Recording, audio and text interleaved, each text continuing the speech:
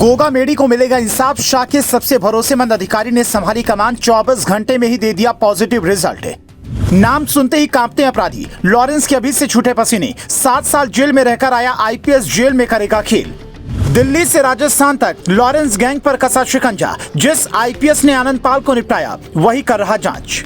सुखदेव सिंह गोगा मेडी को इंसाफ दिलाने के लिए गृह मंत्री अमित शाह के सबसे भरोसेमंद ऑफिसर ने जांच की कमान संभाल ली है। और बड़ी बात यह है कि जांच संभालते ही 24 घंटे के भीतर पॉजिटिव रिजल्ट दे दिया है। आप कहेंगे इतना तेज तर्रार ऑफिसर कौन है, तो पहले वो जान लीजिए, फिर बताते हैं कि इन्होंने आते ही कौन से ऐसे काम किए हैं कि गोगा मेडी के परिवार वाले भी सुनकर कहेंगे कि अब इंसाफ में देरी का डर नहीं है। इस आईपीएस का नाम है दिनेश एमएन। 52 साल की दिनेश कर्नाटक के मुनागन्ना हल्ली गांव के रहने वाले हैं। पिता का नाम नारायण स्वामी है, इसीलिए नाम के आगे एम और एन दोनों लगाते हैं। साल 1995 बैच में यूपीएससी की परीक्षा पास कर आईपीएस बने तो अपनी छवि एक दबंग पुलिस ऑफिसर की बनाई। शुरुआती 10 साल के सर्विस में सब कुछ अच्छा चल रहा था, तभी गुजरात में शराबुद्दीन शेख नाम के आतंकी को पुलिस ने ढेर कर दिया। ये कार्रवाई राजस्थान और गुजरात 2 राज्यों की पुलिस ने मिलकर की थी। इसमें दिनेश एम भी शामिल थे। बाद में इस पर बवाल मचा तो जांच की आंच गुजरात के तत्कालीन गृह मंत्री अमित शाह तक पहुंची। दिनेश एम को 7 साल जेल में काटने पड़े। आखिर में सब बरी हो गए और दिनेश को दोबारा वर्दी मिली।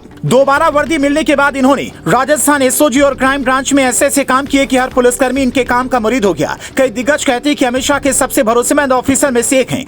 और चूंकि गोगा मेडी केस के बाद से एक तबका पूरी तरह से नाराज है, पुलिस पर जल्द से जल्द इंसाफ दिलाने और दोषियों को पकड़ने का दबाव है, तो ऐसे में सरकार भी कोई गलती नहीं करना चाहती। इसलिए दिनेश एम को छुट्टी से बुलाकर इस केस की कमान सौंपी गई है। और आते ही वो सबसे पहले घटनास्थल पर गए, लोगों से बातचीत की, हालात समझा, फाइल पढ़ी और 24 घंटे के भीतर एक आरोपी को गिरफ्तार कर पुलिस के सामने बड़ा क्लू रख दिया, जिससे जांच की दिशा आसान हो सकती है। पुलिस ने जिस आरोपी को पकड़ा है वो इस केस के मुख्य आरोपी नितिन फौजी का साथी है। पुलिस का दावा है कि ये दोनों 12वीं तक साथ पढ़ते थे। उसके बाद नितिन की नौकरी फौज में हो गई तो वो वहां से चला गया, ये इधर ही रह गया। इसी ने नितिन के लिए जयपुर में सारे इंतजाम किए, यहाँ तक कि घटनाओं को अंजाम देने के बाद इसी ने दोनों को बाइक से बस स्टैंड तक छोड़ा था। अब पुलिस इससे आगे की राज उगलवाने में लगी है। लेकिन इसी बीच दिल्ली से खबर यह भी सामने आई कि दिल्ली पुलिस स्पेशल सेल ने लॉरेंस गैंग के 2 लोगों को पकड़ा है, जिसके बाद से ये सवाल उठ रहे हैं कि लॉरेंस ने क्या गलत पंगा ले लिया है। लॉरेंस बिश्नोई फिलहाल जेल में है। जिस रोहित गोदारा ने इस मामले की जिम्मेदारी ली है वो दुबई में बैठा है, इसीलिए उसे यहाँ पर लाने से पहले लॉरेंस से पूछताछ हो सकती है। तो हो सकता है कि दिनेश एम जेल में ही लॉरेंस से पूछताछ में कोई बड़ा राज उगलवा लें और खेल कर दें,